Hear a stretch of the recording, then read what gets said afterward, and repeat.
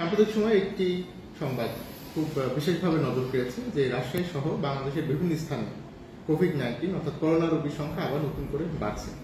তো এই বিষয়টি অনানুষ্ঠানিকভাবে আমিও জেনেছি এবং রাজশাহীর যে চিত্রটি দেখেছি সেখানে লক্ষ্য করেছি যে 9 জন একদিনে পজিটিভ এসেছে।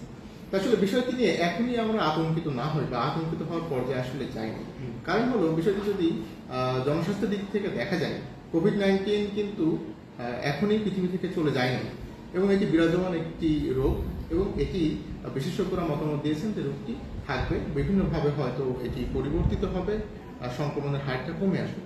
বাংলাদেশের ক্ষেত্রেও বিষয়টি এমন এবং আপনি যদি লিস্টটি খেয়াল করেন তাহলে দেখা যাবে যে এখানে বেশিরভাগ সংখ্যকের চিকিৎসক। তো হতে পারে যে তারা তাদের উপসর্গগুলো খুব সহজেই বুঝতে পেরেছেন এবং সন্দেহ করেছেন যে এটা করোনার একটা সংক্রমণের কারণ হতে পারে। এ কারণে হয়তো তারা টেস্ট করেছেন এবং সেখানে পজিটিভ এসেছে। আপনাদের একই সাথে একটি তথ্য দিব, তাহলে হয়তো আতঙ্কিত না হওয়ার কারণটি আরো পরিষ্কার বোঝা যাবে।